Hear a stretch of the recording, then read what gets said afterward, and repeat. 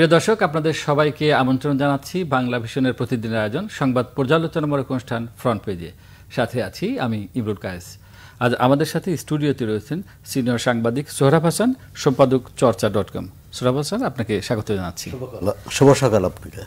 প্রিয় দর্শক, আমরা আলোচনা শুরুর আগে চলুন দেখে নেই আজকের প্রকাশিত সংবাদপত্রের প্রধান প্রধান শিরোনাম এবং অন্যান্য গুরুত্বপূর্ণ খবর। আমি প্রথমেই প্রথম আলোর সংবাদ শিরোনাম পড়ছি। বিএনপির প্রার্থী বাছাই শুরু, প্রাথমিক তালিকা অক্টোবরে। ত্রয়োদশ সংসদ নির্বাচন, প্রাথমিক তালিকা প্রস্তুতের পর ধাপে ধাপে সাক্ষাৎকার ও মূল্যায়নের মাধ্যমে প্রার্থী চূড়ান্ত করবে দলীয় মনোনয়ন বোর্ড। প্রধান উপদেষ্টার সফর সঙ্গীর বড় তালিকা নিয়ে প্রশ্ন। বাংলাদেশকে বিদায় করে ফাইনালে পাকিস্তান। বিশ্বের সবচেয়ে বেশি শিশুর অঙ্গহানি গাজায়, ইসরায়েলের আগ্রাসন। আমার দেশ, নিউইয়র্ক থেকে কেউ যেন অক্ষত ফিরতে না পারে, আওয়ামী লীগ নেতাকর্মীদের হাসিনার নির্দেশ। আজ জাতিসংঘের সামনে ফের শোডাউনের প্রস্তুতি আওয়ামী লীগের। মানবাধিকার কর্মীদের নামে বিদেশি নাগরিক ভাড়া। জুলাই গণঅভ্যুত্থানকে সন্ত্রাসী কর্মকাণ্ড উল্লেখ করে পুস্তিকা প্রকাশ। আওয়ামী লীগের সহিংসতা বাংলাদেশি কমিউনিটিতে উৎকণ্ঠা। বিমানবন্দরে হামলার ভিডিও মার্কিন স্টেট ডিপার্টমেন্টে জমা। আওয়ামী সন্ত্রাস মোকাবেলায় বহুধা বিভক্ত বিএনপি। আখতারের হোটেলেও আওয়ামী ক্যাডারদের হামলার চেষ্টা। নিউইয়র্কে মামলা এনসিপি নেতার। আরেকটি শিরোনাম, ভারত জুলাই বিপ্লব মেনে না নেওয়ায় সম্পর্ক খারাপ। এরপরে দৈনিক ইত্তেফাকের শিরোনাম, মিথ্যা তথ্যে জীবন যাচ্ছে ফায়ার ফাইটারদের, 44 বছরে 49 জনের মৃত্যু। ইত্তেফাকের আরেকটি শিরোনাম, গাজা শহরে ইসরায়েলি ট্যাঙ্ক ও সৈন্য, নিহত আরও 43। যুদ্ধবিরতির 21 দফা পরিকল্পনা ট্রাম্পের, ইসরায়েলকে আটকানো যাবে না নেতানিয়াহু। আরেকটি শিরোনাম, শেখ হাসিনার বিচার আমাদের শীর্ষ অগ্রাধিকার, বলেছেন ডক্টর ইউনুস। জাতিসংঘে ভাষণ আজ। পাকিস্তান সফরে আমন্ত্রণ শাহবাজ শরীফের। ইতালি বাংলাদেশ বিজনেস ফোরাম গঠনের প্রস্তাব মেলোনির। সর্বকালের শিরোনাম, জুলাই সনদ ঘিরে ঐক্যের চেষ্টা, চোখ আসন সমঝোতায়। এনসিপি সহ 9 দল জোট করতে চায়। এনসিপি গণ অধিকার একীভূত হওয়া আটকে আছে পদ বন্টনে। জামায়াতের সঙ্গে যেতে নারাজ বামপন্থীরা, বিএনপির সঙ্গে সমঝোতায় আগ্রহ বেশি। আরেকটি শিরোনাম, ভারতের সঙ্গে সমস্যা হচ্ছে ছাত্রদের কাজ তারা পছন্দ করেনি, নিউইয়র্কে ডক্টর মোহাম্মদ ইউনুস। যুগান্তরের শিরোনাম, সংবিধান আরপিওতে পিআর নেই, সিইসি বিদ্যমান পদ্ধতিতেই ভোটের প্রস্তুতি। আরেকটি শিরোনাম, বড় জালিয়াতি চাপা ছোট ভুল বলে চট্টগ্রাম শিক্ষা বোর্ডে 10 লাখ খাতা গায়েব। দৈনিক ইনকিলাবের সংবাদ শিরোনাম, বিএনপিকে দ্রুত মাঠে নামার তাগিদ, ইনোভেশন কনসাল্টিংয়ের জরিপ নিয়ে সর্বত্রই আলোচনা। ভারত হাসিনাকে আশ্রয় দেয় দুদেশের সম্পর্কে টানাপোড়েন, ভারতে নয়া মার্কিন দূতকে ডক্টর ইউনুস। আরেকটি শিরোনাম, পিআর পদ্ধতি নির্বাচন সংবিধানে নেই, আরপিওতেও নেই, সিইসি। মানব জমিনের শিরোনাম, তাদের একটি মন্তব্য করলাম, হাসিনার ফেরা এবং আওয়ামী লীগের ভবিষ্যৎ। নোয়াখালী কারাগার যেন একরামের রাজপ্রাসাদ, বসানো হয়েছে টাইলস, লাগানো হয়েছে এসি। কালের কণ্ঠ শিরোনাম, চাঁদাবাজিতে সবজি 4 গুণ চড়া। একটি বিশেষ লেখা, সেনা সাফল্যে খেই হারানো গুজববাজরা ফের সক্রিয়। 3 টনে ট্রাকে গড়ে 3000 টাকা চাঁদা আদায়, পথে পথে পুলিশ, নেতাকর্মী, শ্রমিক সংগঠনের চক্র। কালবেলা শিরোনাম, বিএনপি জামাতের বাইরে বলয় করার চেষ্টায় এনসিপি, স্বতন্ত্র জোটে কেন্দ্রীয় ভূমিকায় থাকতে চায় এনসিপি। শিগগিরই হবে জুলাই সনদ, ফেব্রুয়ারিতেই নির্বাচন, জাতিসংঘে বিশ্ব নেতাদের ডক্টর মোহাম্মদ ইউনুস। বাংলাদেশ প্রতিদিনের শিরোনাম, হুমকিতে রপ্তানি খাত, মুক্ত বাণিজ্য চুক্তিতে অর্জন শূন্য। তাদের আরেকটি শিরোনাম, নির্বাচন সংস্কার, বিনিয়োগ, রোহিঙ্গা নিয়ে আলোচনা, বিশ্ব নেতাদের সঙ্গে ডক্টর ইউনুসের বৈঠক। দেশ রূপান্তরের শিরোনাম, সারের ভার কৃষকের ঘাড়ে, মন্ত্রণালয় বলছে দাম বাড়েনি, বেশি দামে সার কিনছেন কৃষক। পিআর পদ্ধতি আরপিওতে নেই, সিইসি। আরও মার্কিন বিনিয়োগের আহ্বান প্রধান উপদেষ্টার, নিউইয়র্ক সফরে বিশ্ব নেতাদের সাথে বৈঠকে ডক্টর মোহাম্মদ ইউনুস বলেছেন। নয়া দিগন্তের সংবাদ শিরোনাম, সার্ক ফেরাতে কাজ করছে ঢাকা, সমৃদ্ধ অর্থনীতি করতে ইউনুসের আহ্বান, নিউইয়র্কে বিভিন্ন দেশের নেতাদের সাথে বৈঠক। ফোনালাপ সহ নানা প্রমাণে ইনুর বিরুদ্ধে 8 অভিযোগ, শুনানি 29 সেপ্টেম্বর। জুলাই গণঅভ্যুত্থানের বিচার মানবতা বিরোধী অপরাধ নিয়ে এটা শিরোনাম করেছে।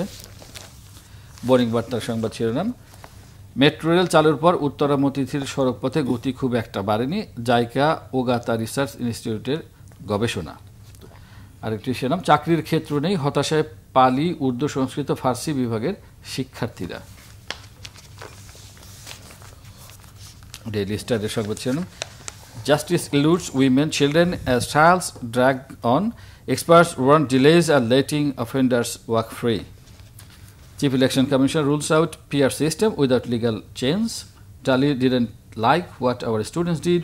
UNICEF's bilateral ties also being affected by Hasina SAARC issues.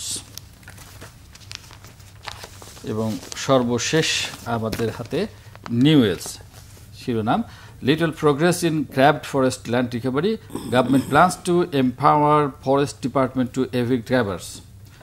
Dakshu polls controversy intensifies, ballot papers printed at undesignated place. আমরা শিরোনামগুলো তো পড়লাম, এখন আমরা আলোচনা চলে যাচ্ছি মিস্টার সোহরাব হোসেন। আমরা প্রথম আলো দিয়ে শুরু করি যে বিএনপির প্রার্থী বাছাই শুরু, প্রাথমিক তালিকা অক্টোবরে, এবং বলা হচ্ছে যে ধাপে ধাপে প্রার্থীদের সাক্ষাৎকার নেওয়া হবে, তারপরে এটি চূড়ান্ত করা হবে। তো বিএনপি অনেক বড় একটি দল, সেখানে অনেকেই মনোনয়ন প্রত্যাশী, প্রত্যেক আসনে করে 3জন 4জন করে আছেন। তো তাদের এই যে প্রার্থী তালিকা প্রস্তুত করা বা চূড়ান্ত করা এবং সেটা ধাপে ধাপে সাক্ষাৎকারের মাধ্যমে করবে, এই বিষয়টি আসলে নিয়ে কীভাবে মূল্যায়ন করবেন যে এত বড় একটি দল কতটা সহজ হবে নাকি কঠিন হবে? না, সহজ তো হবেই না। এখন কঠিনকে কতটা সহজে সামাল দেয়া যায় বা কতটা বিচক্ষণতার সঙ্গে সামাল দিতে পারে বিএনপি নেতৃত্ব। কারণ বিএনপির গত 1 বছরের কর্মকাণ্ডে মনে হচ্ছে যে সাংগঠনিক শৃঙ্খলা খুব বেশি নেই। কারণ উপর থেকে নেতৃত্ব বলবেন সেটাই তৃণমূল বা মধ্য পর্যায়ের নেতারা মেনে নেবেন, এটা মনে হয় না। কোনো কোনো ক্ষেত্রে হয়তো মেনে নেবেন, বেশিরভাগ ক্ষেত্রেই গোলমালটা আছে।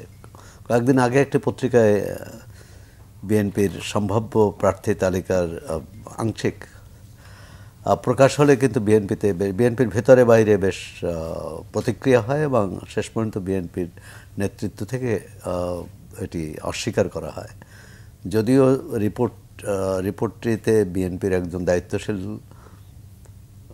নেতা বলছিলেন যে এটি অনানুষ্ঠানিক, মানে বা চলমান প্রক্রিয়া, যে আমরা আনুষ্ঠানিকভাবে কিছু করিনি। এখন আনুষ্ঠানিক তো তখনই হবে যখন নির্বাচনের তফসিল ঘোষণা হবে, তফসিলের প্রার্থিতা প্রত্যাহারের শেষ দিন পর্যন্ত এই মনোনয়ন বিষয়টি থেকে যায়। বিএনপির সামনে বড় প্রশ্ন, 18 সালের নির্বাচনে তারা অংশ নিয়েছিল, এর আগে 14তে বা 24-এ নির্বাচনে অংশ নেয়নি। সুতরাং নতুন নেতৃত্ব তৈরি হয়েছে এর মধ্যে, মানে 2008-এর পর বিএনপি ওইভাবে নির্বাচনের প্রক্রিয়ার থেকে বাইরে ছিল। একবার প্রক্রিয়া গেলেও 18তে সেটি এক ধরনের প্রহসনে পরিণত হয়েছে, অর্থাৎ তাদেরকে মানে বলা হয় যে দিনের ভোট রাতে হয়েছে।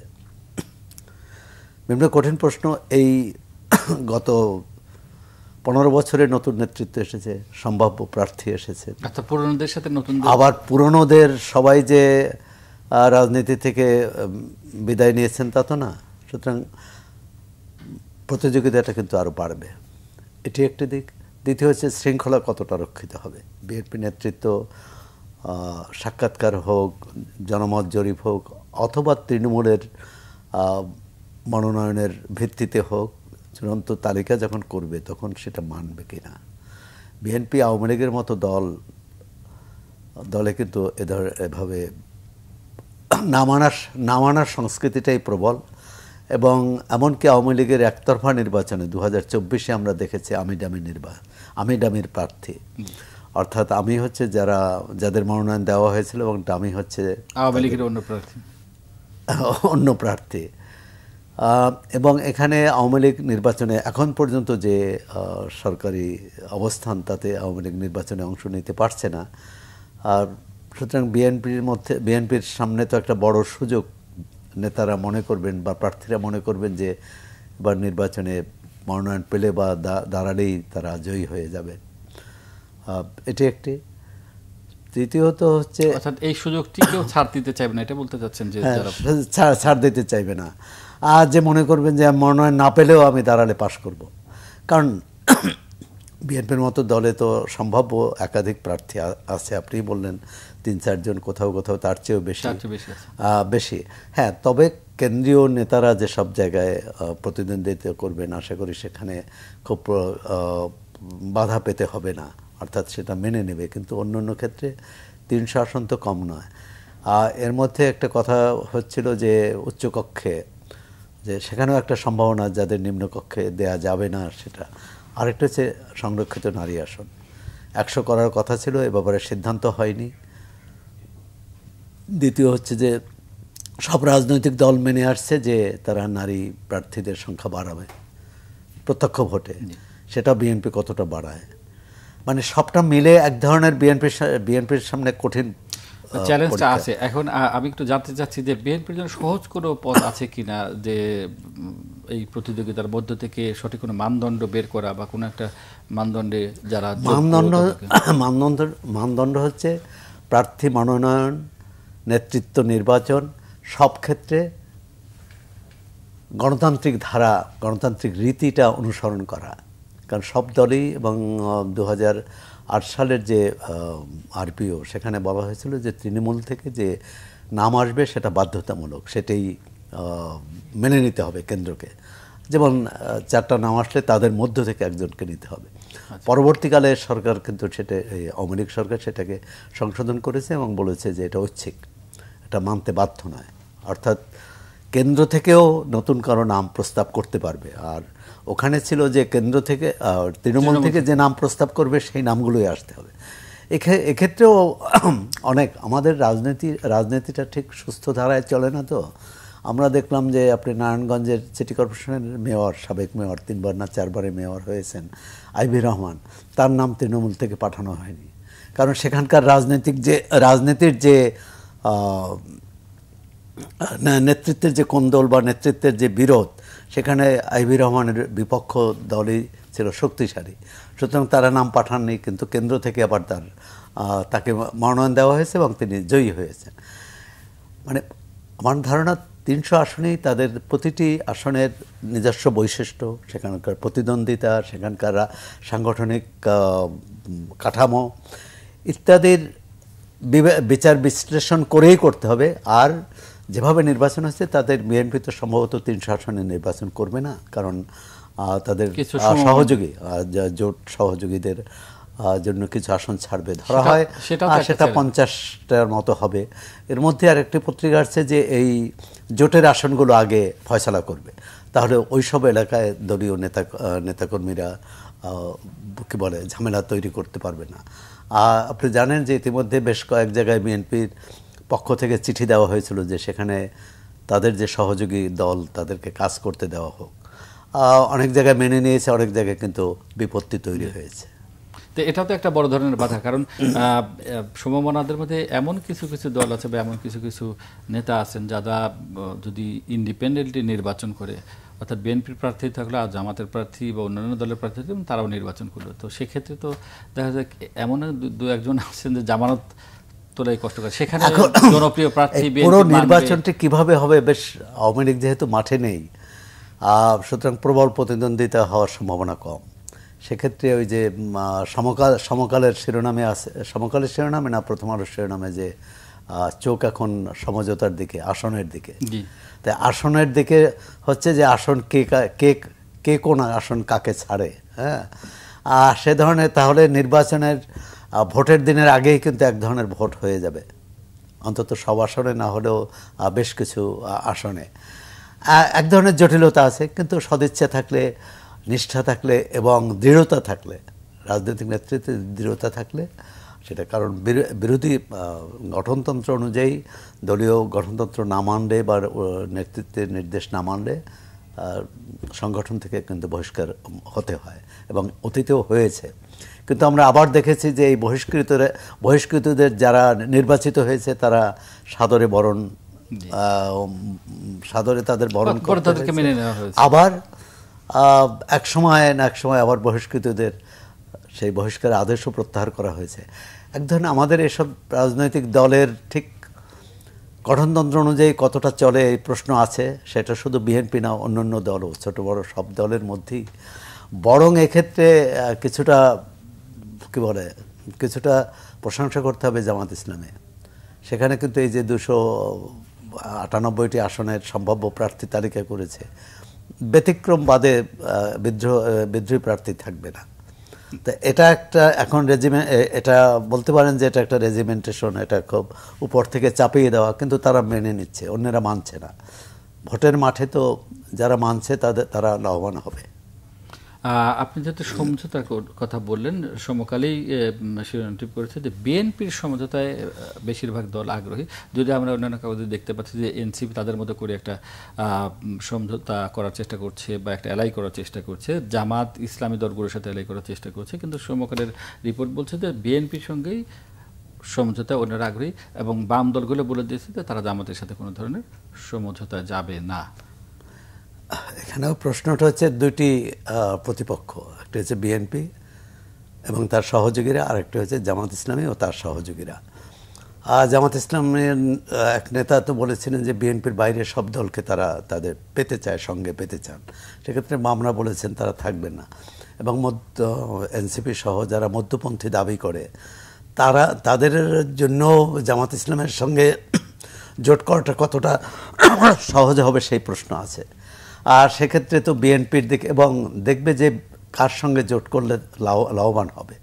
আপনি বলেছেন যে জোটের বাইরে নির্বাচন করলে হয়তো অনেকে জামানত হারাতে পারে, আবার সেই প্রার্থী কিন্তু যদি জোটের হয়ে নির্বাচন করে হয়তো বিজয়ী হবেন।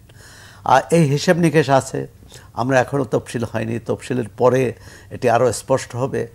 এবং বিএনপি বলেছে অক্টোবরে প্রার্থী এক ধরনের প্রাথমিক বাছাই শেষ হয়ে যাবে, তখন আমরা বুঝতে পারবো কোথায়, এবং বিএনপি নেতৃত্ব বুঝতে পারবে যে কোথায় কোথায় বিদ্রোহ হচ্ছে, কোথায় কোথায় ভুল হচ্ছে। এবং এটা তো ঠিক যে নেতৃত্ব অনেক সময় ভুল সিদ্ধান্ত নিয়ে থাকে বা তাদের সিদ্ধান্ত ভুল হয়ে থাকে। সেক্ষেত্রে এই চড়াই উতরাই পার হয়েই নির্বাচনের লড়াইটা তাদের চালাতে হবে, এবং সেটা অন্য দলের জন্য। নির্বাচনী মাঠে সবাই চায় তার প্রতিপক্ষ বেকায়দায় পড়ুক এবং নিজের সুবিধা মতো অবস্থান তৈরি করুক।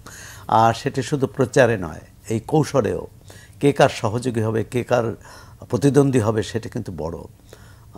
এবং রাজনীতির বাইরেও অনেক কিছু নির্বাচনে থাকে, যেমন স্থানীয় প্রভাব, প্রতিপত্তি, প্রশাসন যদি নিরপেক্ষ, আমরা আশা করব যে এবারে প্রশাসন শতভাগ নিরপেক্ষ থাকবে, কারো প্রতি অনুরাগও দেখাবে না, কারো প্রতি বিরাগও দেখাবে না। কারণ অতীতে যতগুলো নির্বাচনে কারচুপি নির্বাচন হয়েছে, প্রশাসনের নির্বাচন হয়েছে, প্রশাসন এবং আইনশৃঙ্খলা রক্ষাকারী বাহিনীর বিতর্কিত ভূমিকা সেখানে মুখ্য হয়ে দেখা দিয়েছে। এই চ্যালেঞ্জটা তো সবসময়ের জন্যই থাকে যে প্রশাসনের সহযোগিতা, আপনি যেটি বলছেন এটা তো সামনে থাকে। এখন কথা হচ্ছে যে যদি দলীয় সরকার থাকে তখন এক ধরনের, কারণ তারা দেখে প্রশাসনিক কর্মকর্তারা বা আইনশৃঙ্খলা রক্ষাকারী বাহিনীর সদস্যরা যে এই সরকার যদি আবার ক্ষমতায় আসে তাহলে তারা বিপদে পড়তে পারে। সুতরাং ক্ষমতাসীন দলের যারা নেতা থাকেন, প্রার্থী থাকেন, তাদের ঘাটাতে চান না, তাদের বিরুদ্ধে কোনো ব্যবস্থা নিতে চান না। কিন্তু যেহেতু অন্তর্বর্তী সরকারের অধীনে নির্বাচনটি হচ্ছে, আমরা আশা করব যে প্রশাসন নিরপেক্ষতার সাথে কাজ করবে এবং যাতে বিতর্ক না হয়, যাতে এই নির্বাচনটি কিন্তু একটা কঠিন, শুধু রাজনৈতিক দলের জন্য না, বাংলাদেশের জন্য একটা কঠিন পরীক্ষা, গণতন্ত্রের পরীক্ষা। যে আমরা এই গণতন্ত্রের পরীক্ষায় বারবার আমরা পরীক্ষায় উত্তীর্ণ হই, আবার সেই পূর্বাবস্থায় ফিরে আসে। কারণ 2008 সালে কেউ ভাবতে পারেনি যে বাংলাদেশের 2024 সালে এরকম অভ্যুত্থান হয়ে নির্বাচিত ক্ষমতাসীন দলকে, সরকারকে যেতে হবে। আবার 2007-08 যা হয়েছে সেটাও কেউ ভাবতে পারেনি। সুতরাং আমরা সবসময় অঘটনকে বরণ করে নেই, এক ধরনের আমাদের রাজনৈতিক নেতৃত্ব বরণ করে নেয়। কারণ তারা ঘটনা সুস্থ স্বাভাবিক সম্পর্ক থাকে না। যদি ধরেন যে কোনো একটা ভালো নির্বাচন হলো, তারপর যদি গণতন্ত্র যদি টেকসই করতে হয়, সংসদকে কার্যকর করতে হবে। আমাদের কোনো সময়ই কোনো দলই সংসদ কার্যকর হোক, সংসদ রাজনীতির কেন্দ্রবিন্দু হোক, এটা চান না। একদল চান সংসদকে ব্যবহার করে তার ইচ্ছে পূরণ করতে, তার সুযোগ সুবিধা বাড়াতে, তার কর্তৃত্ব বাড়াতে এবং সরকারের যতগুলো প্রতিষ্ঠান আছে সেই প্রতিষ্ঠানগুলোকে কুক্ষিগত করতে। আর একদল চায় রাজপথেই সমাধান হবে, জ্বালাও পোড়াও আন্দোলন চালায়। আপনি বলেন যে আমাদের রাজনৈতিক দলগুলো সবসময় অঘটনকে বরণ করে নেয়। আমরা সমকালের একটা শিরোনাম দেখছি যে জুলাই সনদ ঘিরে এখনো মানে ঐক্যের চেষ্টা আর কি, অর্থাৎ এখন পর্যন্ত কিন্তু ঐক্যটি হয়নি এত কিছুর পরেও, এবং সামনে আর বিপদ হতে পারে সেটা কিন্তু সব রাজনৈতিক দল বা দলের শীর্ষ নেতা যারা রয়েছেন তারা জানেন।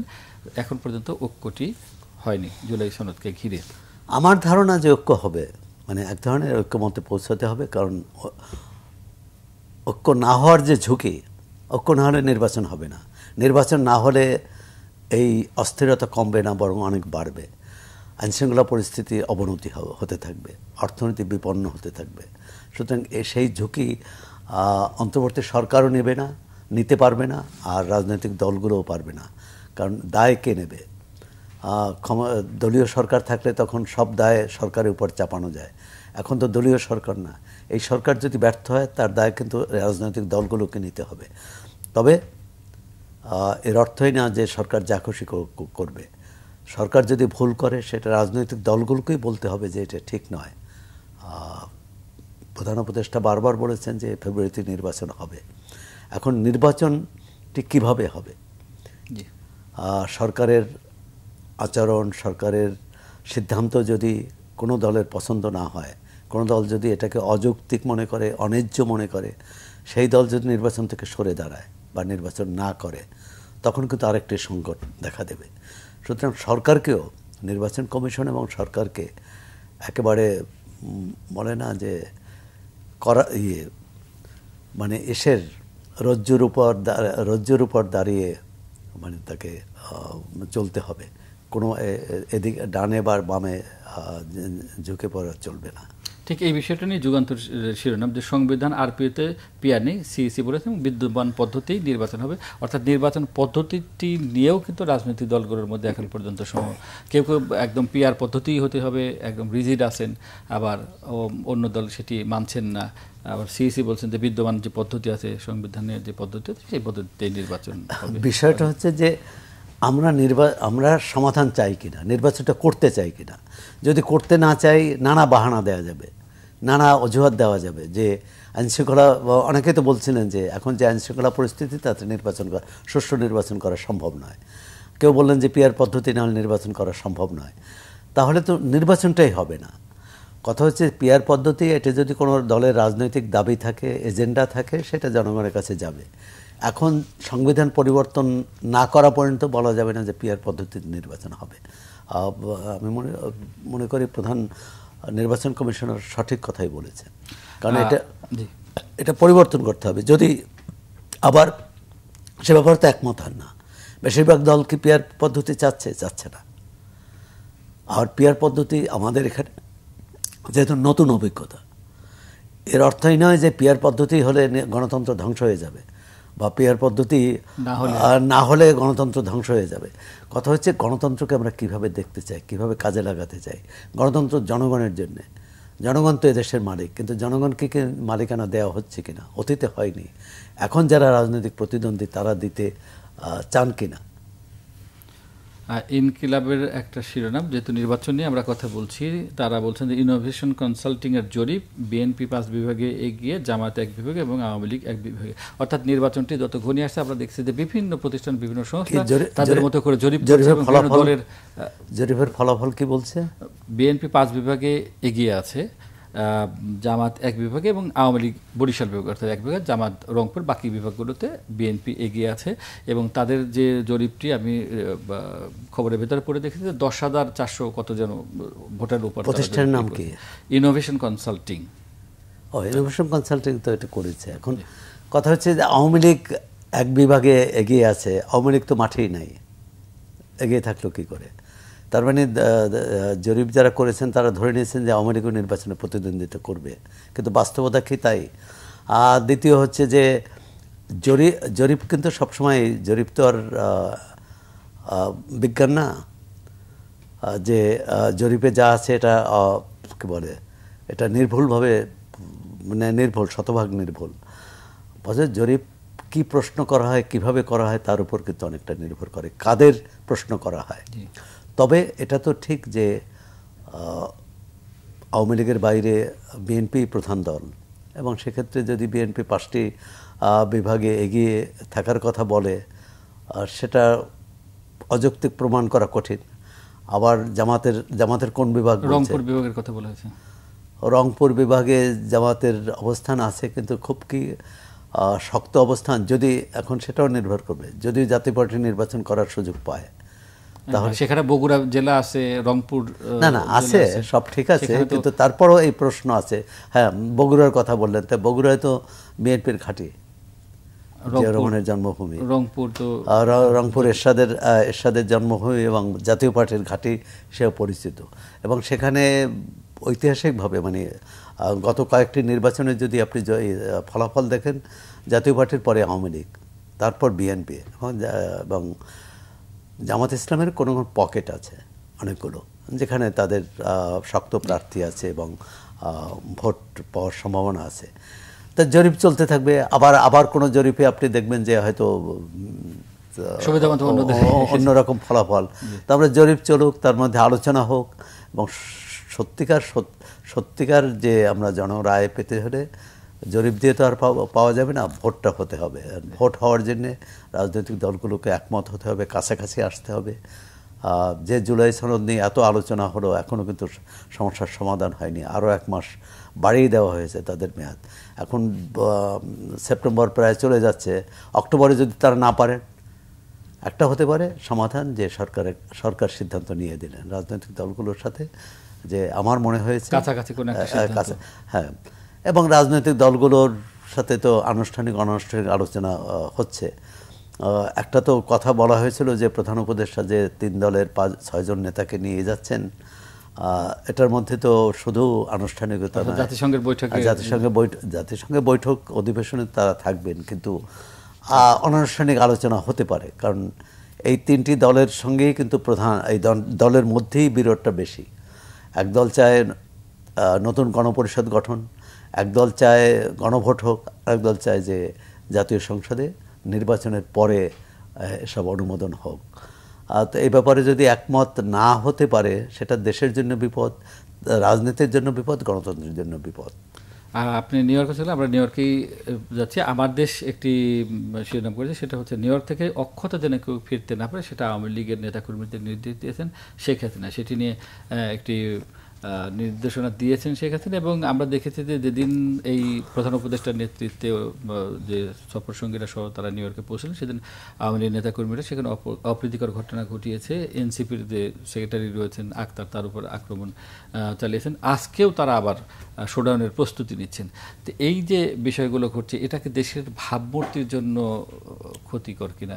না, ক্ষতিকর কিনা এই প্রশ্নের অবকাশ নেই, কারণ ক্ষতিকর তো বটেই। ভাবমূর্তি নষ্ট হচ্ছে। আমরা বিদেশে আমাদের কিভাবে উপস্থাপন করছি, কিভাবে তুলে ধরছি, যে বাংলাদেশের রাজনীতি বাংলাদেশের অভ্যন্তরেই থাকা উচিত। এই রাজনীতিকে আমরা সীমানার বাইরে নিয়ে যাচ্ছি, জাতিসংঘে নিয়ে যাচ্ছি। এবং সেখানে কি দেখছে, যে বাংলাদেশে একটি রাজনৈতিক দলের নেতা, সেটি অন্য দলের কর্মী হোক,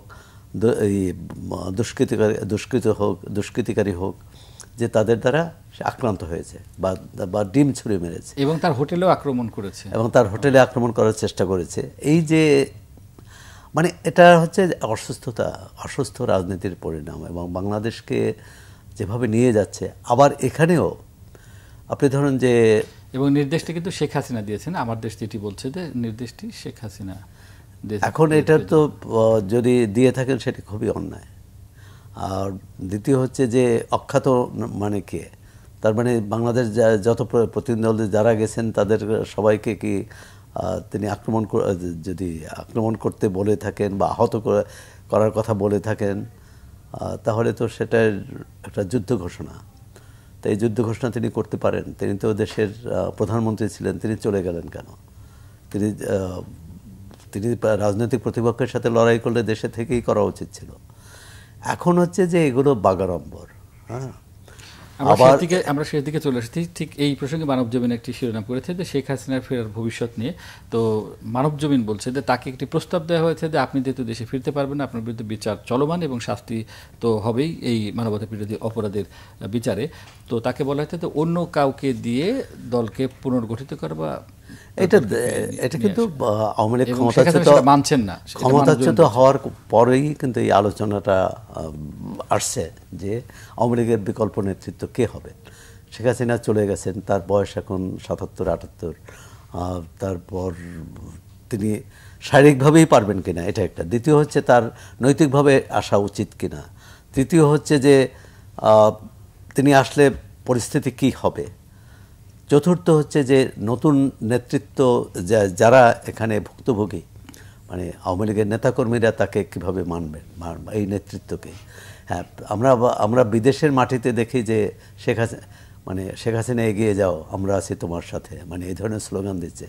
কিন্তু দেশের ভিতরে আওয়ামী লীগের নেতাকর্মীরা যারা আক্রান্ত হচ্ছে, যারা আত্মগোপনে আছে, যাদের বাড়িঘরে মামলা হয়েছে, তারা তো একটা সুস্থ স্বাভাবিক পরিবেশ চাইবে। এবং সেক্ষেত্রেই মানবজমিনের লেখাটি এই পত্রিকার প্রধান সম্পাদক মতিউর রহমান চৌধুরীর লেখা, তিনি সংক্ষেপে লিখছেন ম চৌধুরী।